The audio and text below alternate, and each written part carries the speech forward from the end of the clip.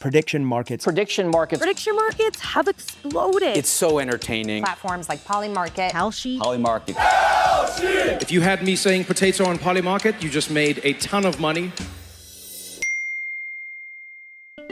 A few weeks ago, Polymarket reached out to More Perfect Union, wanting to collaborate. Specifically, they wanted us to integrate their odds into our reporting, to give you new insights into the issues that we cover. So naturally, before diving into a partnership, we had to do our due diligence and look a little closer at their business model and the big claims that Polymarket's CEO likes to make.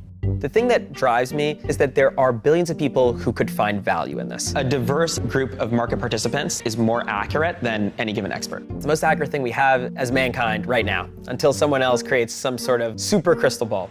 Kalshi, their biggest competitor, makes similar grand claims. It actually enhances democracy in a way. It increases voter engagement. It's actually the best mechanism to get more truth about who's actually going to win. You might see ads from them about how you'll make rent trading on their platform, or how you can quit your part-time job. Looking at how these companies pitch themselves closely is really important, because the thing is, prediction markets don't just exist in a void. They're deeply related to the larger structural problems in our economy right now. At a time when every day has a new political or economic crisis, from multiple foreign conflicts, domestic unrest, sweeping layoffs supposedly due to AI, massive budget cuts to social welfare programs, and the crippling of the American retirement, Polymarket and Kalshi are seemingly offering working class people a solution. You can regain control of the chaos, get an inside edge on our rigged economy, and stand to make tons of money. But is that true? We dug into their marketing tactics, talked to experts, and went to their grocery store to ask, will prediction markets give working people more power? The long-term vision is to financialize everything and create a tradable asset out of any difference in opinion. Or by financializing everything, are they recreating the worst aspects of the system they claim to be fighting?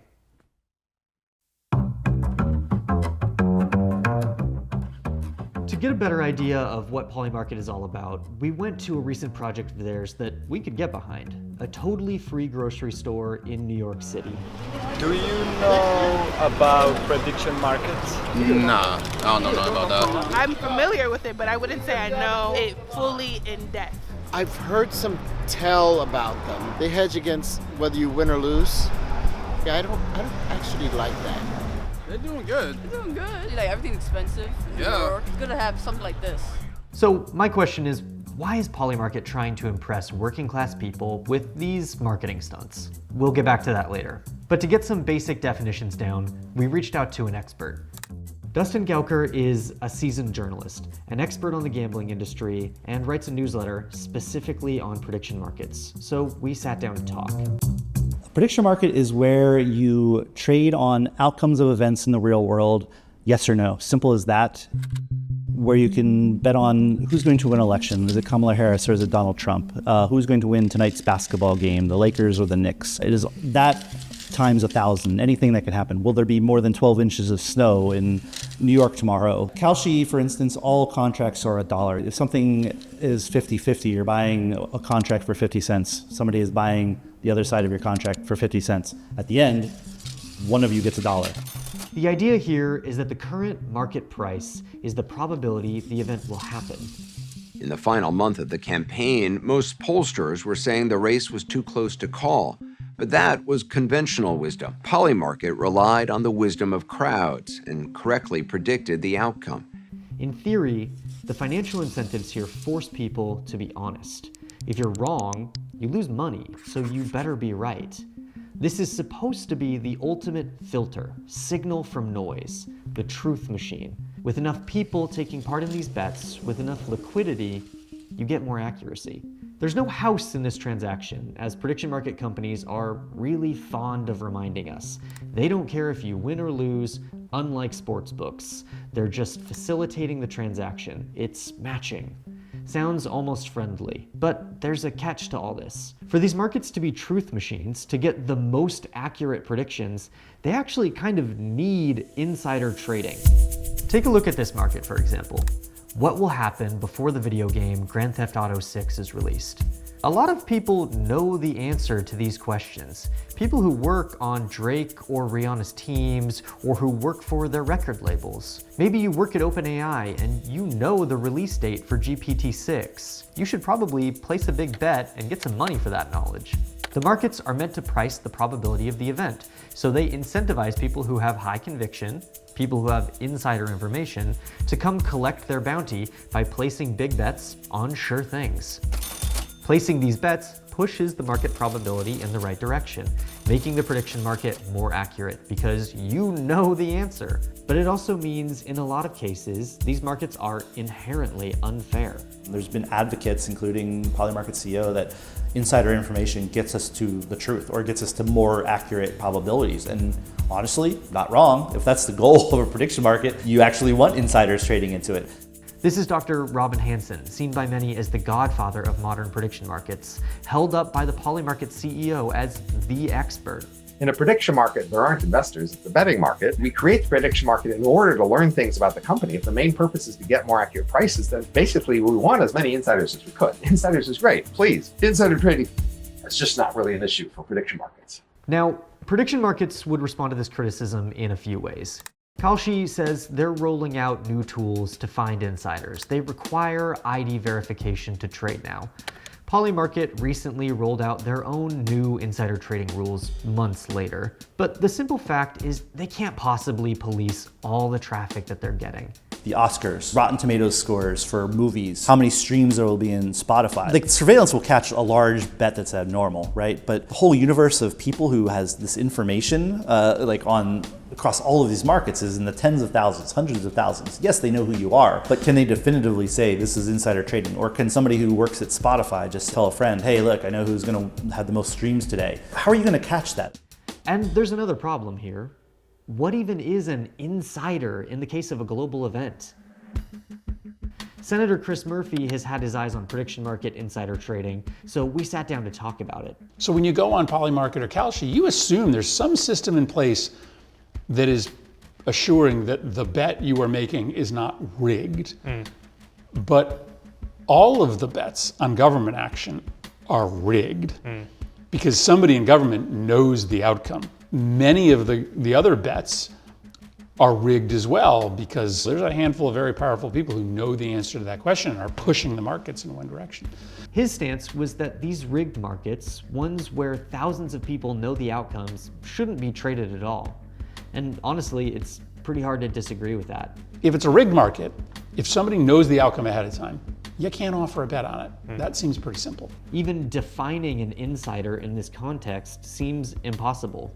I mean, what about this guy who sat outside the Super Bowl rehearsals with a listening device so he could time how long the national anthem would be before betting on prediction markets? Is he an insider? I mean, I know he's literally outside of the stadium, but in this case, he had information that the public didn't have. And we can't even solve insider trading in traditional financial markets where people have been trading for decades. Oil traders made millions just hours ahead of an Iran announcement from President Trump in traditional financial markets. Why should we believe that a couple of tech bro startups have solved the problem that no one else could? You know, let's take, for instance, a bet on what I'm going to say in this interview. We're taping it. There's a whole bunch of people in the room right now. They all know what I said. They're going to go out and tell a whole bunch of other people what I said. There's going to be, you know, by the end of today, 100 potential people who can bet on that market knowing they're going to make money. Restricting me and me alone from making that bet is pointless. You should be restricted from making that bet. Everybody in this room should be restricted from making that bet. But that exercise of deciding who has inside information and who doesn't, that's like, it's fruitless. You're never going to be able to track down everybody that heard what I said in this interview.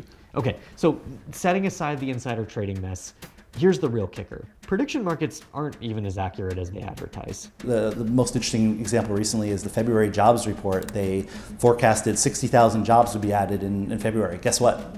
Jobs report was down. They weren't even close. There was like a delta of 150,000 jobs. Take a look at this recent study out of Vanderbilt University that looked at prediction markets in the 2024 election. While 93% of predicted markets correctly predicted outcomes better than chance, accuracy fell to 78% on Kalshi and 67% on Polymarket. So the Polymarket CEO was on 60 Minutes taking a victory lap, and the markets on his platform were barely better than a coin flip. So these markets aren't all that accurate, and the core of the business model depends on insiders to help finding the truth. Who is winning here, and more importantly, who's losing? If history has taught us anything, it's not to root against the underdog. Kalshi! Where your voice becomes a position. These are deeply uncertain economic times, so it's tempting to turn to platforms like prediction markets as a way to get ahead. For a lot of young people, it can feel like prediction markets are offering a means of success when the traditional paths have been denied to them. You can see that idea constantly in how these companies describe their markets. These are investments, they're event contracts, used for hedging risk. It's the democratization of finance. You can see it in how they talk about information. They're the future of news. They're covering all the breaking information. They're monitoring the situation for you. And you can see it in how they advertise themselves. The great thing, it's like a way to monetize your knowledge. Same way like an Uber driver monetizes their free time by driving. If you have extra knowledge and read news, you can monetize it and speculate, and it's okay. I think this is the most pernicious part of prediction markets. The slick ads, the financial phrases, the PR stunts, it's all meant to take advantage of your economic anxieties. But hey, you know what? Some people will get paid for this. How many people exactly? Well, one analysis showed that 0.04% of traders were capturing nearly 70% of the profits. Doesn't exactly sound like the democratization of finance as we know it. For the other 99.96%, it's the same thing every day. I end up winning 4 or 5 bets, and then once I build my value, I make one bet that changes it all back to the beginning. I have lost like $25,000 on sports betting. How do I fix this? Long story short, I had an unexpected financial emergency, and I'm really short rent money and really desperate. Does anyone have a low money, under $20 high payoff bet with a strong chance bet I can tail? Thanks. I started pretty irresponsibly, and so here I am at minus 14K. But I'm confident if I stay disciplined, I'll make it out. This is shockingly common. A lot of the work is about how to, if people come trade a specific event, how to get them to trade on other events, and how do we cross-sell them, and how do they basically come back, and how do we make sure that they stay engaged. These people are donating liquidity, adding money to the markets for insiders and professionals to collect their bounty. Because no matter how much they use the term investment, it turns out they're mostly being used to gamble. It is so people can gamble on things, whether it's sports. And again, mostly it's sports, at least in the US. How much of it is sports? 85 to 90% right now. Kalshi is the leader in the US. At Polymarket, it's different. It's more like 40% is sports and 60% is everything else. But it's just people gambling. Take a look at the front page of Kalshi on any given day. It's basically all you'll see, sports. And when it's not sports, the other 10% seems to also be gambling. Some people are betting on whether or not the price of Bitcoin will go up or down every 15 minutes. You can bet on whether or not Clavicular will be the next Ayatollah of Iran. They might call them event contracts, but if you're betting on the Super Bowl coin toss, you aren't investing, you're gambling. But don't just take it from me. Look at this early ad Kalshi used to run. Sports betting is legal in all 50 states. It's not, by the way. Kalshi is now offering a $1 billion prize if you predict a perfect March Madness bracket. And the way that CEO Tariq Mansour promoted it is one of the most blatant examples of their direct appeal to working people. 90 minutes left to attempt generational wealth. That's the CEO of an online casino saying you owe it to your grandchildren to place bets at a time when Americans are making early withdrawals from their retirement accounts at record rates. Again, prediction markets are occupying this very strange position in the economy where the message seems to be you will own nothing, save nothing, and gamble everything. So given that these markets are obviously gambling, why are they so interested in pretending that it's not? Historically, every time there's truly groundbreaking financial innovation, it has been called gambling. Well, first of all, they don't want you to know how much you'll probably lose. One report from a Citizens Bank analyst showed that prediction market traders actually lost more than they would have on traditional sports books in the first 3 months. And for this story, I talked to prediction market traders, journalists, experts on gambling and public health, and here's what I heard from all of these people consistently. We are in the middle of a gambling public health crisis, and this crisis is hitting young men particularly badly. We've taken a very addictive behavior and we've put it in the hands of everyone, everywhere, all the time. You don't have to make a trip to your bookie or to the casino. Place a bet on the game, any game, no restrictions. The casino is in your pocket.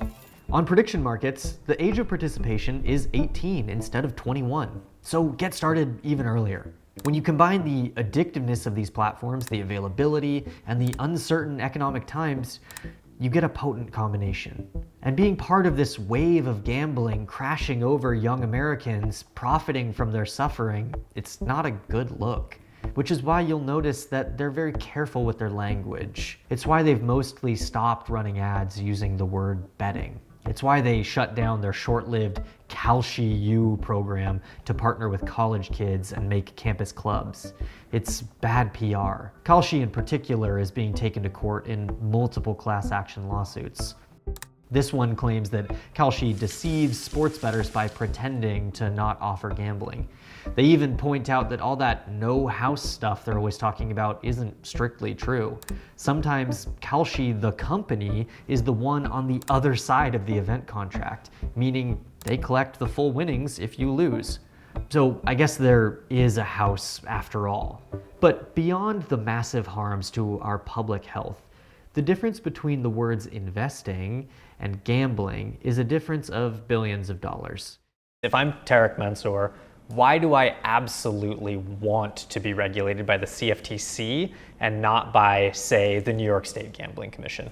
Well, that's a no-brainer because you don't pay taxes to the state. The CFTC just exists to here, you can do markets. Do what you want. There's regulation around that, but if you're a state-regulated sportsbook in New York, you're paying a 51% tax. You have to pay a licensing fee to offer a sportsbook in that state, and then multiply that by every state that has sports betting that's been legalized. Regulated sportsbooks have to do something on problem gambling. They have to provide a number that people, if they want to get help, they can get help, tools to help them if they are in trouble.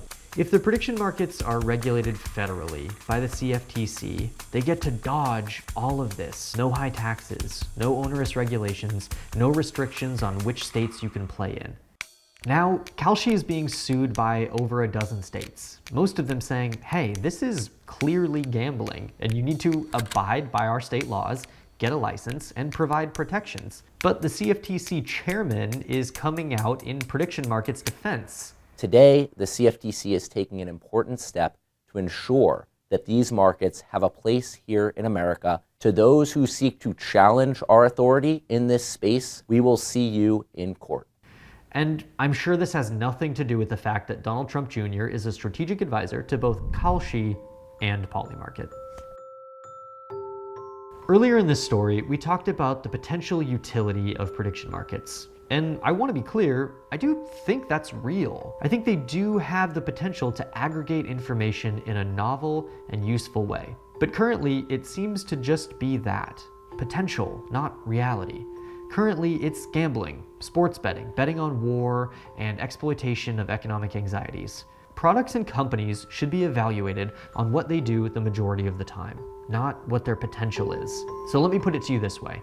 Imagine I've made a machine with a big red button. When you press the button, 9 times out of 10, this machine punches you directly in the face. 1 out of 10 times, it feeds you a cookie. Have I made a nice cookie machine? Or is this just a machine that punches you in the face? This is the reality of prediction markets. So, let's get back to that Instagram DM that started this whole thing. As we were wrapping up our piece, we started to see more reporting on prediction markets that told us something important. We're actually just one outlet that they reached out to. These companies now have entire networks of paid influencers and social media boosters. They even reach out specifically to young female influencers to attract more women to the industry. and they're courting powerful players from both parties to help them open doors in Washington. This is clearly all part of their broader strategy. These PR stunts, the free grocery store, the influencer networks, all just make it easier for them to prey on economically vulnerable working people. That's why some people, like AOC, have called for advertising bans, modeled off tobacco regulations. Prediction markets are clearly, obviously gambling, and they should be regulated at the state level by the proper authorities, the ones who will actually hold them accountable, make them provide reasonable protections, change the way they advertise, and who they can put their online casinos in the hands of. And beyond that, some type of markets, they probably shouldn't exist at all, as Senator Chris Murphy proposed. The cost of financializing everything can be seen in this one quote from the Kalshi subreddit. Took a loan of $2,000, had $1,000 to my name, went all in, had a pretty good 5 days run, lost everything. What should I do? Rent, phone bill, everything is coming in a few days. I tried taking the risk to move my mom out and make her proud, but I have failed her and myself. Please give me some advice.